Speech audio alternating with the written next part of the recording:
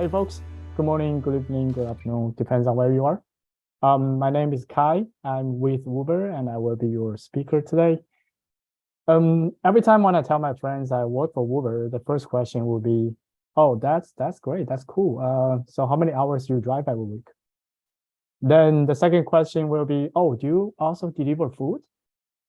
Okay, the answer is yes, okay?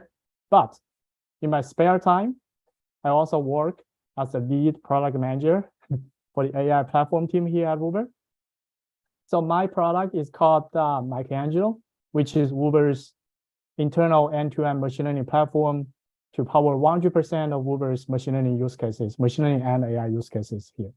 So our goal is to provide the best-in-class machine learning capabilities and tools so that the machine learning developers at Uber can easily build, iterate, and launch high-quality machine learning applications at Uber scale. Okay, so that's a little bit about myself and my job here at Uber. But today's presentation is not about how I do my job or even how Uber leverage machine learning, although we'll briefly touch base on that. But that's not the major focus of today. And today's talk is majorly about AI and AI product management in general. Let's take a quick look at the agenda today. But before I move on here, a very minor request, a small request to the audience. If you are willing to or if you want to, can you turn on your camera so that I feel that I'm actually speaking to the real person? So at Uber, we have this camera with Zoom camera courtesy here. Every single time we have a meeting, everybody turns on their camera. But again, it's up to you. If you're willing to turn it on, you can totally fine if you want to keep it shut. This is where the autopilots fail. Yeah, exactly. Okay, quick look at the agenda today here. I think most of you are familiar with the concept of AI, but just to set up the, just to set up a context for this presentation, I will still spend probably 1 or 2 minutes talking about what AI is, because based on that, I want to introduce the different type of AI products and accordingly different types of AI product managers. And then what are the additional skill sets required by AIPMs? But before we move into that, we need to understand what's the key difference between the conventional software and software products and the AI products. Once we understand the difference of that, then we can talk about the additional skills, right? And I will probably deep dive into some of those skill sets, but not all of them, because in the interest of time. And at the end, key takeaways. Basically, if you don't remember anything from what I said within the first 55 minutes, pay close attention to the last 3 minutes. All right, and I just want some heads up here. So what we're not discussing today, this is not a machine learning 101 for product managers. We will touch base on some of the basic concept of the AI technical foundations, because that's a key piece of the AI AIPM skill set, but that's not focused today. And also, this is not a how to ace your AIPM interview session. We might cover that in the future, but that's not focused today.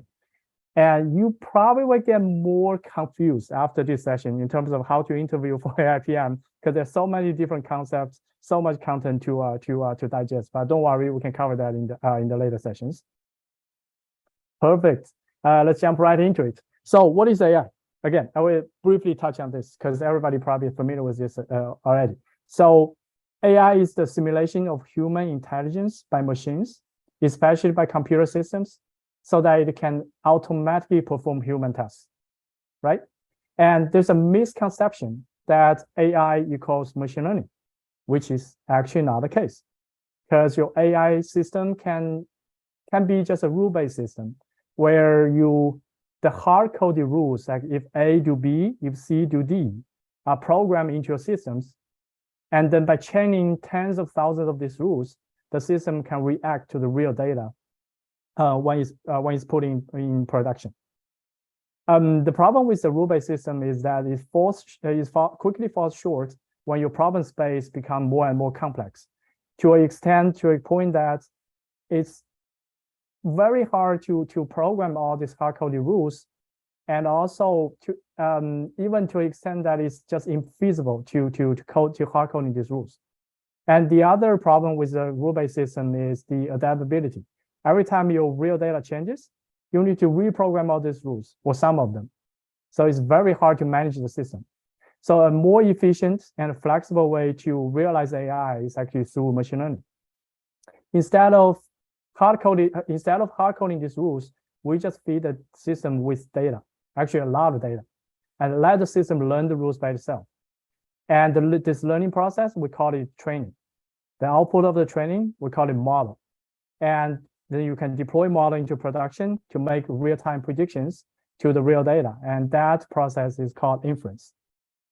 So that's the definition of machine learning. And then we have this subset of machine learning, which is called deep learning, which leverage a specific model architecture called artificial neural network to learn from data and make predictions. And deep learning is really good at dealing with complex machine learning problems, such as text, language, image, all this unstructured data. And then you probably heard of generative AI recently. Generative AI is actually a subset of deep learning that creates new content based on what it has learned from the existing content. Okay, so now we've understood what AI is. Then what is the AI product? Sorry, I don't know why my slides are moving. Okay, here we go. So at the high level, AI product is any product which leverage AI techniques, often machine learning here, to automatically perform human tasks. And there's a concept of artificial ANI versus AGI, artificial narrow intelligence versus artificial general intelligence. And today, so far, all the AI products that we talk about, they're all within the definition of ANI. Basically, it can only perform a limited set of tasks within a limited set of context. It cannot do everything you want him to do, which is AGI, where we want to get to at the end of the day. But we are far away from AGI yet. So today, there's no AI can actually, first of all, brush your teeth, and then make your breakfast, then drive a car, go to the library, read a book, write an essay, go to the grocery store, do some groceries. There's no AI can do that. But who can do that? It's actually us, right? Humans can do that. At least most of us can do that. So that's AGI, but we're not there yet. Although the recent breakthrough in the generative AI, especially the large language models, sparked the debate on how far away we are from the AGI, but still, most of the experts in this space still think we're far away from that, although we're making great progress. So now we understand what is AI product. Then you should understand these are not AI products we're talking about here. It will be very cool for AI product managers to manage this these kind of products, but that's not what we do on our daily basis. So if these are not the AI products that we're talking about, what are the AI products here? As I see it, there are majorly 3 different types of AI products. Let's start from the bottom here. So at the bottom, we have the AI tooling or machine learning tooling. Oh, actually, before I move on, I just want to make a note. So although I mentioned that AI doesn't equal machine learning, but because today, most of the advanced AI products are actually powered by machine learning, so you can safely use these two words interchangeably. So you can assume that in my whole presentation, or even just in this AI space, when people talk about AI, you can assume they're talking about machine learning and vice versa. Okay, I don't want to confuse you guys, because I will use these two words here and there interchangeably in this whole presentation. So coming back here, AI products. First of all, starting from the bottom here, we have the AI tooling. These are the machine learning tools, platforms, frameworks that makes our machine learning developers' life easier for them so that they can quickly build machine learning applications. And some examples here, of course, Michelangelo, I mentioned that's my product. This is the, again, end-to-end machine learning platform which used by all the machine developers at Uber to build machine learning products. SageMaker from AWS. Then Vertex AI, this machine learning platform from GCP. Then we have Databricks. Then we have PyTorch. PyTorch is a deep learning framework for machine learning engineers to build easily build deep learning models. And this is created and open source by Meta, formerly Facebook. So a side note here, Meta is probably one of the top. It's not probably. Meta is indeed one of the top AI research organization in the world. They contribute a lot to the open source world, including the recent large language models. They open source the Llama 2, which really helps the whole community to move forward. That's a key difference, as I see it, between Meta and AWS and Google. Google and AWS, even including Azure from Microsoft, they also do a lot of AI research. They also build a lot of tools. They keep all those tools close source. But Meta is willing to share their knowledge, share their outcome with the whole world, which is highly appreciated by the whole industry here. So that's just a side note. Let's move on here. Then by leveraging all these tools and frameworks and platforms, then the machine learning developers, they can build mission-specific AI services. These are the tools which are to solve one specific machine learning problem. Examples are, Amazon, this Amazon service, which is used to recognize images, classify images. Then Azure bot service. This is for you to easily build a chatbot. Then we have the GCP recommendations AI. This is a service you can use to build any recommendation system, such as your YouTube, your TikTok recommendations, your Amazon shopping recommendations. Then we have some smaller players in the startup world, although C3AI already went IPO 2 years back, and focus on some niche areas. For example, this C3AI data vision, this is focused on the computer vision side, computer vision field in the AI world. And then, of course, IBM is a big player here. Then moving on here, actually majority of the AI products we're talking about today, they are called applied AI or applied machine learning products, which you are probably most familiar with. So let's take a look at a few examples here. Google Search use machine learning to index all the pages, all the content in the internet, and rank your search results. And then autonomous driving, of course, is powered by machine learning. And YouTube uses machine learning to make good recommendations and rank your homepage. And you probably sometimes get this message from your bank saying there's a fraud detected.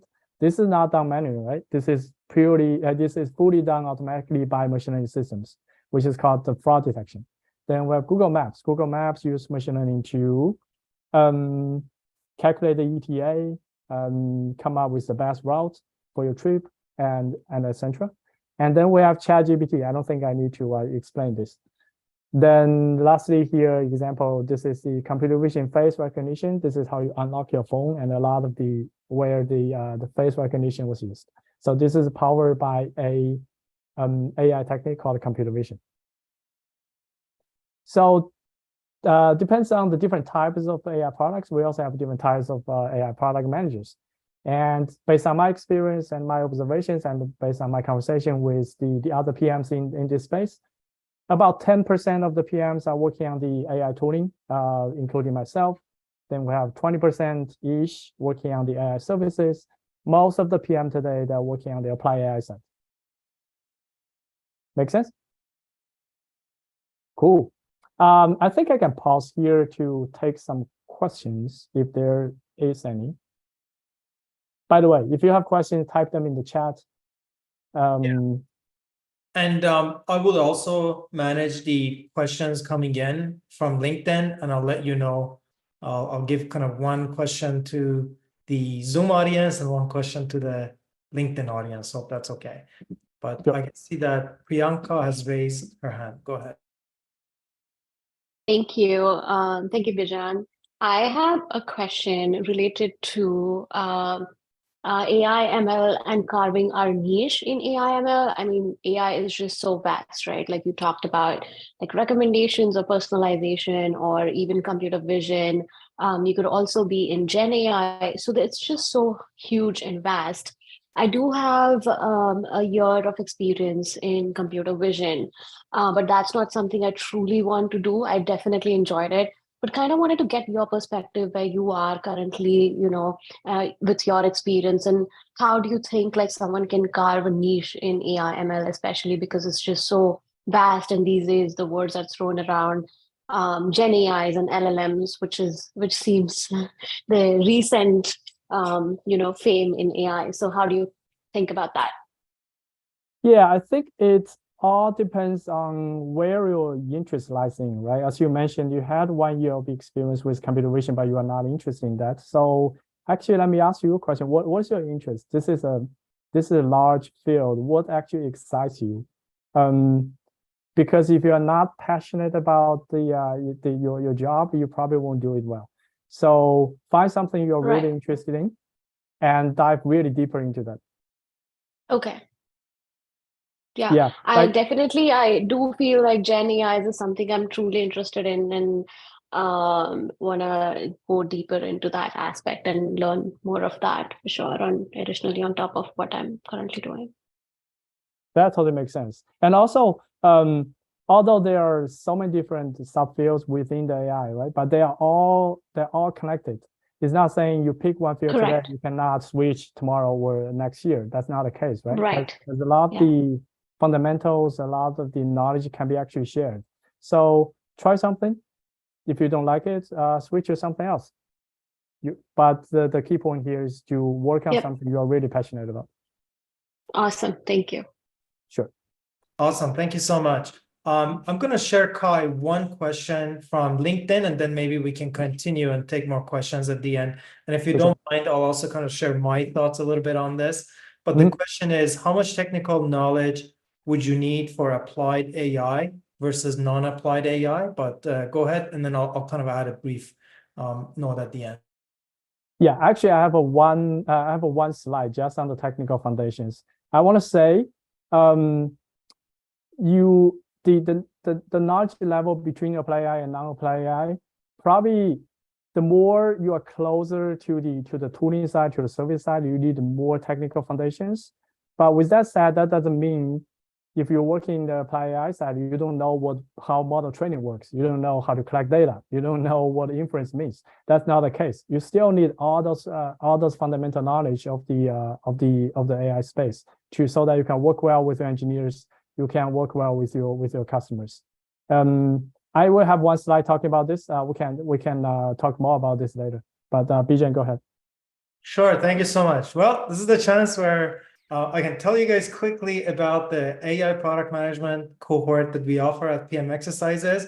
This is exactly solving that problem that is discussed. Some of the people that are attending these calls are actually the alumni from the previous cohorts. We've had 4 of them so far. The 5th one is starting in first week of Feb. And for anybody who's on Zoom, I just shared the link, and people on LinkedIn have it. But towards the end of the session, we can maybe talk briefly about that. But that's the cohort that at least we're trying to kind of offer as a solution to the problem that was just raised. So back to you with my little information. Perfect. Yeah. Just to close on this, to give you an example here, right? If you work on the apply AI side, for sure you need to understand how to collect data and how to train a model. But if you are like me, working on the AI tooling side, besides understanding how model training works, you also need to understand under the hood what actually powers that model training. What kind of frameworks are used? For example, at Uber, we use Ray, which is a distributed training systems. I need to go really deep into that level. But for applied AI, you probably don't need to know so much on that side. Hope that makes sense. All right, let's move on here. So let's take a detour here before we move on. I want to talk about how actually Uber leverages AI or machine learning to power our business. This is the field I know the best. So I think Uber started its machine learning journey back in 2014 when a few teams such as Maps and risk management started exploring the feasibility of replacing rule-based systems with the machine learning systems. Fast forward 4 years, sorry, not 4 years, 10 years to 2024. Now, Uber has fully embraced machine learning. Every single line of business use machine learning in our daily operations. Virtually every single button click, literally every single button click you have on our Uber apps involves the machine learning behind the scene. Let's take a Uber rider app, for example. When you log in, we use machine learning to authenticate you are actually who you are. And once you are in the try to pick a location, we use machine learning to suggest autocomplete and also rank your search results. Once you find the destination, we use machine learning heavily to calculate the ETA, to calculate the maps routing, give you the pricing, and also just recommend the right product for you. That's why every time you log in your Uber app, if you use Uber, you see different products that is recommended every single time because that's managing machine learning. And also a lot of times people complaining, oh, why the pricing is different time from time? Yes, because that's based on machine learning. We're taking a lot of real-time factors to compute that pricing. So people always complain that, oh, the price always goes up. Actually, that's not true.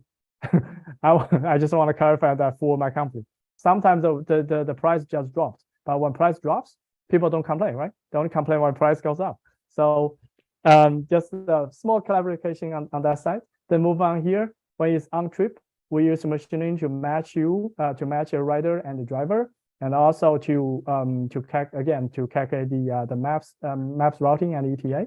And after trip, fraud detection and payment management is heavily weighted in here. We use machine learning for that purpose, and all the way to customer service. And actually today, if you talk to Uber customer service, it's actually a generative AI powered chatbot, which is talking to you. Okay, so that's a Uber ride app. Let's take a look at Uber Eats. Same story here, machine learning heavily used, but with a focus on the recommendation, home feed ranking, and also the delivery ETA here. So I mentioned the rise ETA. Rise ETA is to calculate how long does it take for a car to get to you, or to get from location A to location B. But each ETA is to calculate how long does it take for you to get your order. So, question: which one is harder? You can type in the chat. Is the rise ETA harder or is the ease ETA harder? As a machine learning platform, as a machine learning problem. I don't see anything coming in the chat, or is that just me or? Eat.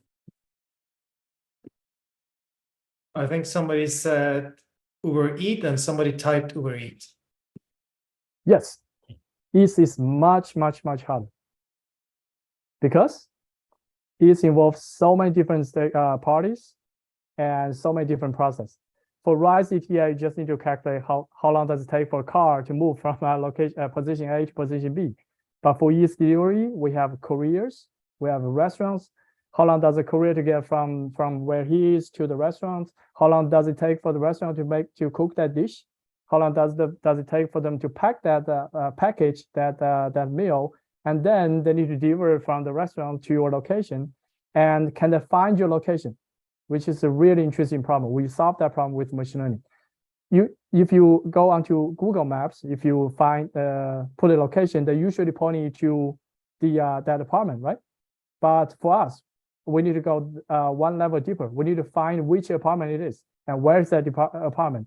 And depends on that, we need to decide where should this courier to park his car so that he's closest to the final location. So all those are solved by machine learning. Very interesting problem here. And to give you some idea here, we have about 15 engineers working on the Uber Eats ETA problem.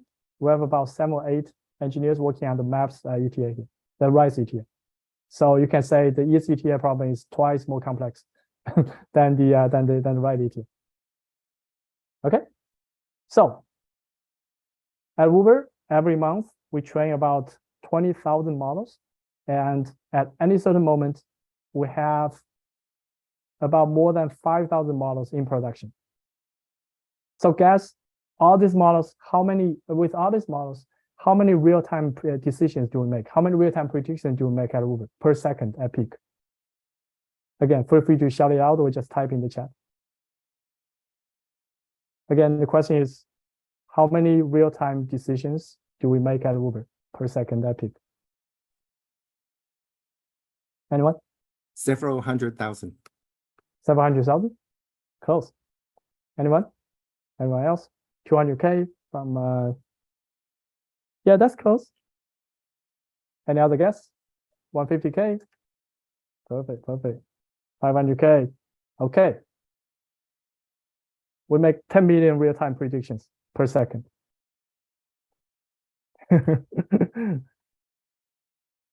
And all this happens on Michelangelo, which is my product. Sorry, I cannot resist the urge to brag, but that's the truth. That's pretty impressive. Thank you, thank you. It takes a lot of people to work really hard to get to this point.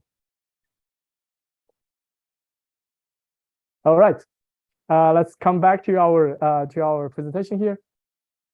No, sorry, 10 million per second, not per month. Someone asking, is 10 million per month? No, 10 million per second at peak.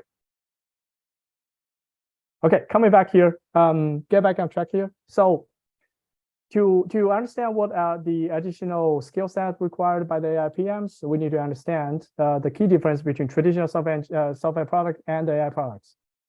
First of all, how the success is defined.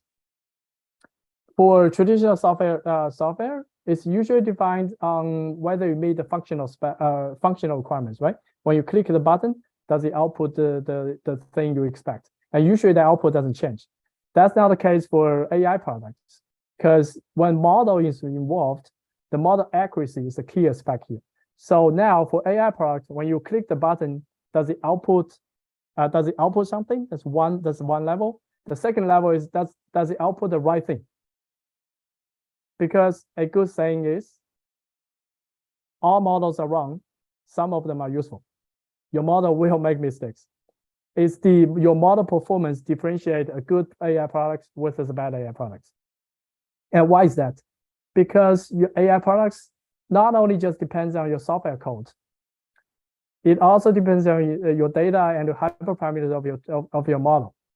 Even you have a perfect, your code is perfect, by the way, which is never the case. It can still output garbage if you input garbage. Make sense? Look at tooling here. For the conventional products, usually takes 1 or 2 software stacks. But for AI products, you need to try all different, various different algorithms, libraries, frameworks to get to the point where you want to be. And the developers is usually software engineers, right? To build the software products. But for the AI products or machine learning products, you need data engineers to build the data pipelines to collect the data, clean the data. Then you need data scientists or applied scientists to build the model, evaluate the model. Once your model is ready, you need the machine learning engineers to deploy a model to production.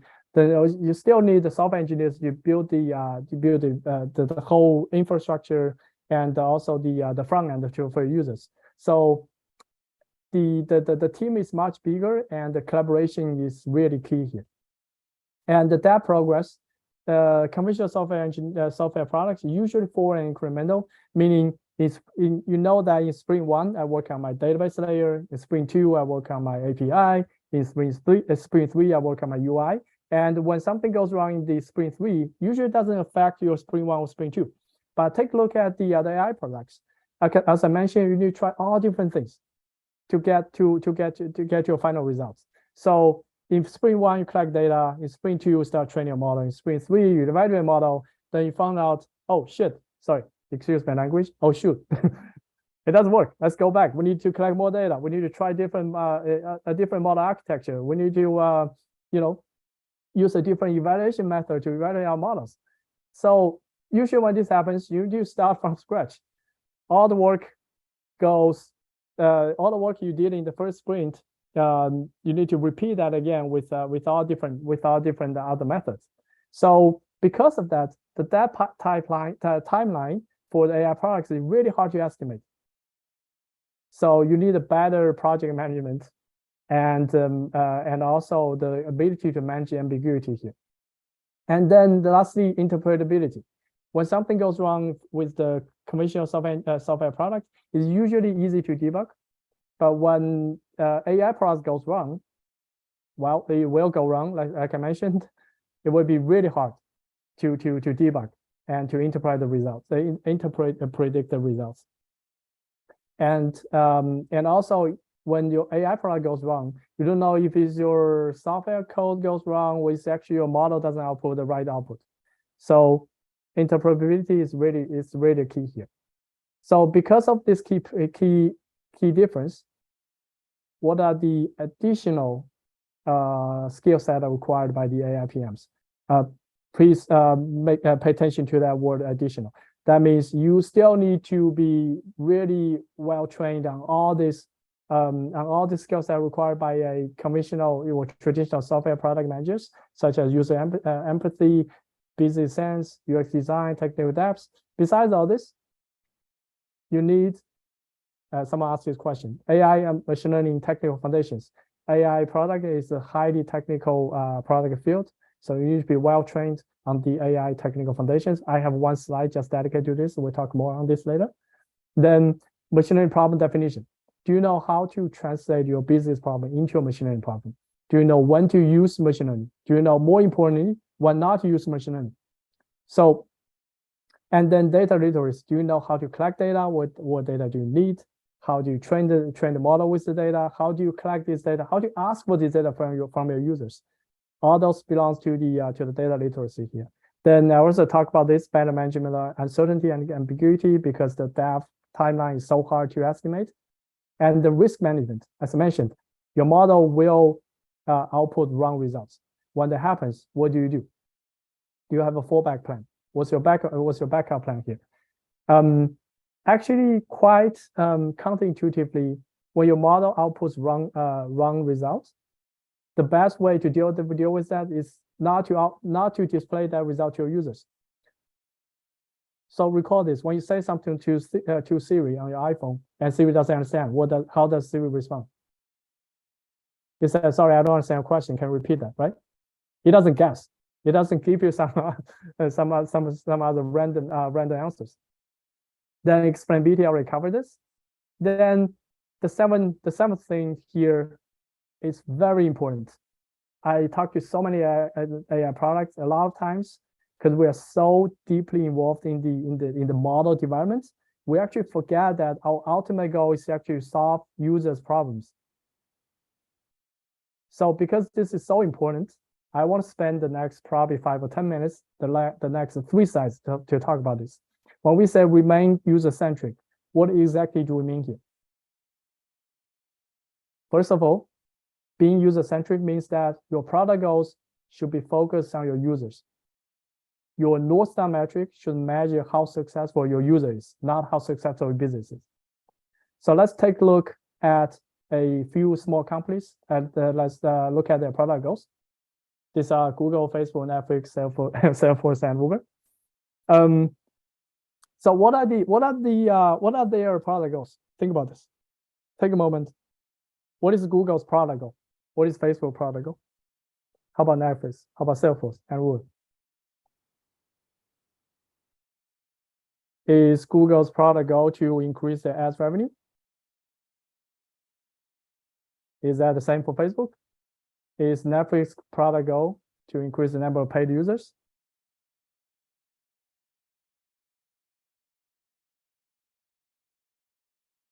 I hope your answer is no, because they're not. Right? So what is Google's product goal here? Someone already typed that in the chat. I saw that. It's to organize the world's information and make it accessible to users. It's focused on the user. It solves the problem for the users, right? How about Facebook? If their product goal is not increase ads revenue, it's actually to let people form communities and make close connections. Exactly. Someone that typed that in the chat. Connect and engage people and create community. Yes. How about Netflix? This one is, I really like this one. I really like Netflix product goal. It's so simple and so powerful. To entertain the world. to entertain the world. That's such a nice product out here. How about Facebook? Sorry, Salesforce. How is technology a revolution as companies, careers, hopefully, and our world?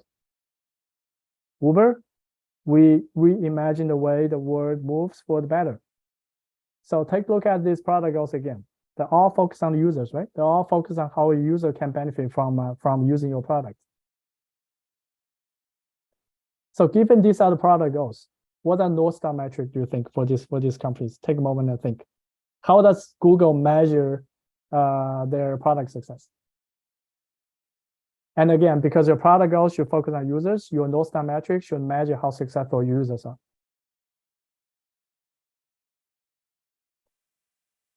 Okay, let's take a look. Google. Number of successful searches. Exactly. Rashmi type that in the chat. Number of relevant searches and engagement. Yeah, they actually focus more on the relevance of the searches. So this is the Google track this as their North Star metric, at least for the Google search. Okay, number of successful searches. Facebook. This one is so simple, but it actually makes a lot of sense if you think about this. They just track DAU, daily active users. Daily active users, because the more users use their product, that means they are more closer, which aligns perfectly with their product goal. Netflix, total hours streamed per user. Sorry, total hours. Yep. So Roger typed subscribers. Exactly, that's not what they're tracking, because that's not user focused. They track the total hours streamed per user. So a side question here, think about this. They actually track two things: the total hours streamed per user, and also the total hours streamed, the absolute number. So why do you do this? Why do they do this? Why do they track both? Why do they not just track the average number? What can go wrong if they only focus on the total hours streamed per user? What can go wrong? Okay, in the extreme case, your whole platform might only have one user. He watches Netflix 24/7. So your total hours stream per user is terrific, but you only have one user on your platform. Does that align with your product goal? Your product goal is to entertain the world. If there's only one user to use your product, how do you entertain the world, right? So what's wrong with only tracking the absolute number, total hours streamed? Okay, you might have 1 million users. Every user only watch 1 second of your platform. Your total hours still looks okay, but nobody actually likes your product. Nobody actually would use it. They try it for 1 second, 1 minute, they give up. Is that what you want to do? How do you entertain the world if your user doesn't even watch your stuff? Make sense? Okay, coming back. Salesforce here, this one is harder to interpret because they have this concept of tables in their product. So they track the average records per account. And also, again, they track the total numbers also. And how about Uber? What do you think? This one I know by heart. What's the North Star metric for Uber? At least for Uber rides, let's put it this way. It's simple, but actually it makes a lot of sense if you think about this. The total number of rides? The total number, yes, the total number of completed trips. Because our goal is to move the world. Move people, move goods, move food, move everything, and more efficiently and for the better. So you might ask a question, right? If you increase the number of complete trips, doesn't that just mean you increase your revenue or increase your gross booking? Right? Your number of trips goes up. Of course, you make more money. Then it's the same thing. Actually, it's not. I can tell you why. Okay. During pandemic, Uber offered 10 million free rides to health workers to move the health goods, everything during pandemic. Then we offer 5 million free rides for people around the world to get vaccinated.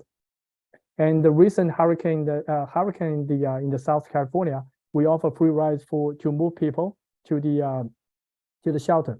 And when Ukraine war happened, we offer free rides to transport people, to transport civilians. Those rides don't contribute to our GB because it's free. Think about this. If we had increased GB as our product goal here, all those rides wouldn't happen, right? Because they don't contribute to that goal. Does that make sense? All right. Then you might have other question here. So, but at the end of the day, all these businesses, they are not non-profit, right? They need to they need to generate revenue, create value. So if increase ads revenue or increase the gross booking for Uber is not the product goal, what are this? Business goals. These are the business goals. Exactly. These are the business goals. And the theory is that if you do your product goals, if you meet your product goals really well, naturally you will meet your business goal. In theory. And actually it worked out for most of the companies. Let me ask you a different question here. What is the number one reason for startup to fail? Well, people might say they run out of money. No user. No user, exactly. No user. Why there's no user? No product market fit. They don't have a product that actually solves the user's problem. Exactly. The term, yes, PMF, product market fit. That means most likely to set the product go wrong. They're not solving the real user problem here. Okay, cool. In the interest of time, let's move on here. The second point on being user-centric. If now we understand your product goal should focus on users, then you should realize that in the context of AI product, AI is a means, not a goal. Do not use AI for the sake of using AI. I see so many companies or so many products, they just put AI in their product. AI power this, AI power that. But the question is, do you really need AI? Right? So first of all, AI is so powerful. It's a very powerful way to solve your user problems. But why don't we want to just apply AI blindly everywhere? Why don't we just use AI everywhere? Because it's expensive. It's expensive to collect data. It's expensive to train model. It's expensive to serve your model. It's expensive to maintain the system. How much did it cost to train the GPT-4 from OpenAI? Do you know? Yes, and also accuracy. Priyanka pointed that out. Do you know how much did it take for OpenAI to train GPT-4? $100 million to train that one model. $100 million. How many companies in the world can afford that? And recently, Zuckerberg from Meta, they just announced that they spent billions of dollars to buy 350K H100 GPUs from NVIDIA. Billions of dollars just to buy the hardware. Not even talking about running it, because running it costs more. And also even the developer resource for AI product is more expensive. On average, a machine learning engineer get paid 10% more than the software engineer. AIPM is get paid 10% more than the traditional software PM. So even the development team is more expensive. So do not use AI blindly. Just apply AI, use AI wisely, apply AI where they actually applicable. Okay, let me tell you a story here. When I focus on the second part of the statement, AI can be a very powerful one if you use it wisely. Let me tell you a story. The story title here, I want to call it the best feature request ever. So SenseTime. SenseTime is a leading AI company in China, specializing in providing AI technologies to various verticals such as smart industrial, smart city, and smart life. And they are the creator of this fully automated AI Go robot. Okay, it actually has these physical arms to move around on the board to position the stone. So a side question here, why do they build this? What are their target users?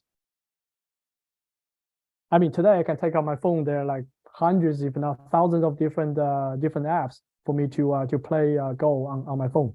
Why did I build this physical robot? Okay, because they have different target users. Their target user pools are, first of all, the elderly people who are not so efficient with the electronics and you know, phones, tablets, computers, whatever. And then for the younger kids, the parents want them to learn how to play Go, but they don't want them to get too attached to the electronics. And then they're just people there. Actually, I talked to the PM of this robot. They're just people out there. They like the feeling of actually playing the physical stones instead of touching your screen on your phone or tablet. Those are the target users. Okay, come back here. So during one of the talks, the Quinn, who is the co-founder of SenseTime, shared this message from one of the users of these robots.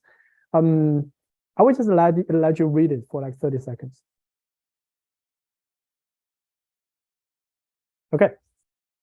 So this is such a heartwarming story, and by far the best feature request I've ever come across in my PM career. So as someone, you know, deeply involved in the AI development, I truly believe that we can make the world a much better place by using AI in the right way. And we should build it with thought.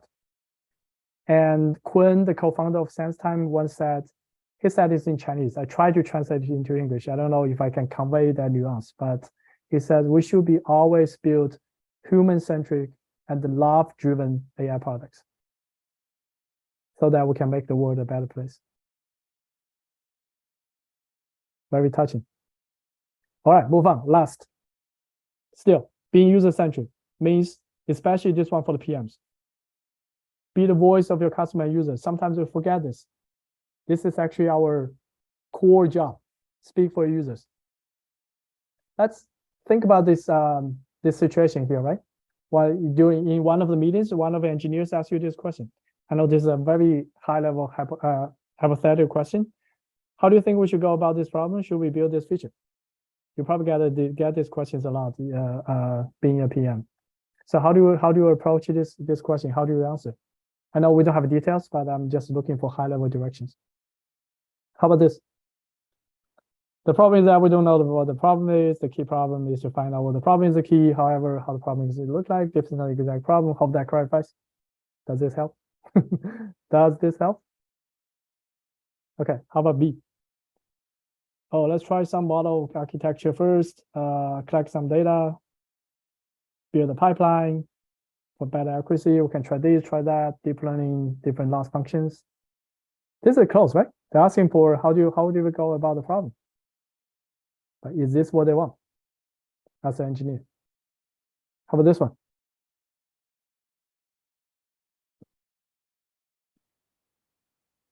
Feel free to talk to users. Hey, I'm busy, dude. Go ahead, talk to the users. How about the last one? I did some user research based on data. 30% of our active users will benefit will use this if we build this, which can increase their KPI by how much?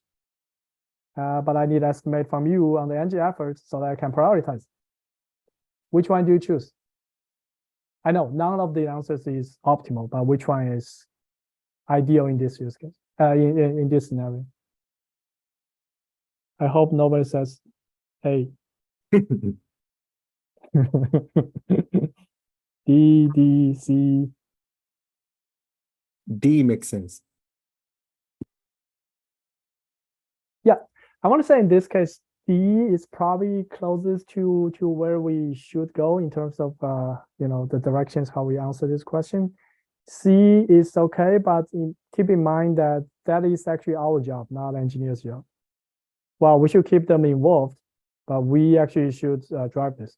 We should talk to users, understand their pain points, understand how they use our products, what can we do to improve their experience. That's our job, right? And why nobody use B? Why nobody choose B? What's wrong with B? That sounds like very legit answer here.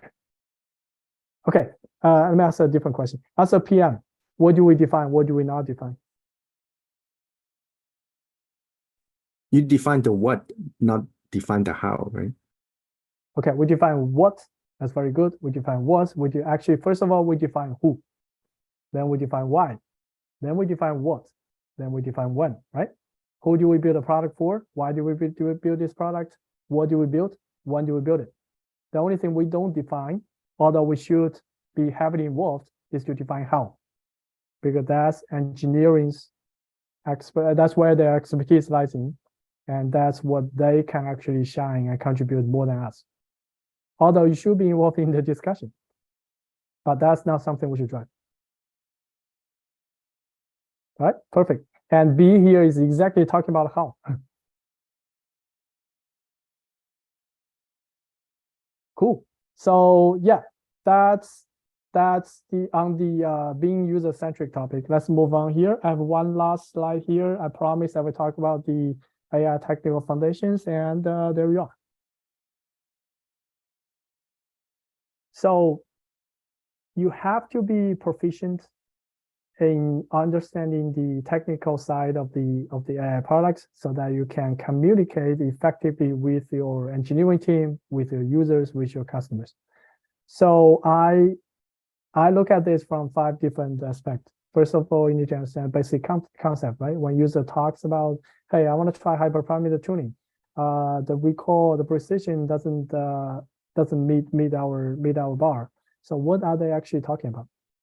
Then different types of algorithm here, starting with the simplest one, which is linear regression, all the way to transformers. Where are transformers used? You guys know?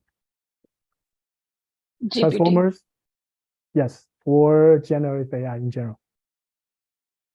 Exactly, yes. And then by using all these algorithms, what kind of applications can we build? I briefly touched on this already. Computer vision, natural language processing, generation, recommendation systems, blah, blah, blah, alarm detections, and the process. How do you actually build these applications using algorithm and the tools? You need to start with data collection, then do some feature engineering, train model evaluation, hyperparameter tuning, deploy model, then make online and offline predictions, and also online experiments, and all those things. Then you need to understand tooling. What tools are available for you to build out this process? To build out these applications. How do you label data? Where do you store your features? And where do you run your training and surfing jobs? And other things. Okay. I just want to get you started on, give you a direction on where you want to go if you want to get started on the AIPM in terms of technical foundations. By no means this covers everything, but hopefully you get some ideas to where you should start. Thank you so much. Yeah, no problem. Right. Last slide here, as I mentioned, if you don't remember anything I talked about in my whole presentation today, remember these slides. Key takeaways: all the traditional PM skills are still required. Don't think you can just focus on the AI side, but forget about user empathy, forget about UX design. All those are still required. And again, build your AI ML technical foundations, be technical enough, and then how to understand how to relate your business problem to your machine learning problems, understand when to use machine learning and when not to use machine learning. And lastly, very important, remain user-centric. Cover 3 things: address your user real needs, use AI wisely, and speak for users. That's all I have. But before I go, a bonus slide. People ask me what kind of different generative AI products, product managements are there. Actually, still the same thing. GenAI tooling, GenAI services, and applied GenAI. There are so many companies out there working on the applied GenAI. I think this number is probably more like 90% now. And GenAI services and tooling together is probably 10%. And again, myself, I forced into this GenAI tooling at the bottom here, because we're extending my Kanjo to support all the generative AI use cases at Woob. Cool. We're almost at time here. I don't know, BJ, how do you want to carry over? Or Well, thank you so much. Yeah, so since we're right on time, I think we're gonna have to skip the questions. There's a lot of questions coming in, but one thing I want to do is, with your permission, Kai, I'm going to share your LinkedIn URL just in case people want to follow you and kind of see what you're up to. Would that be okay? For sure. Yeah. Yeah. Okay. So I'm going to share it on both LinkedIn and Zoom.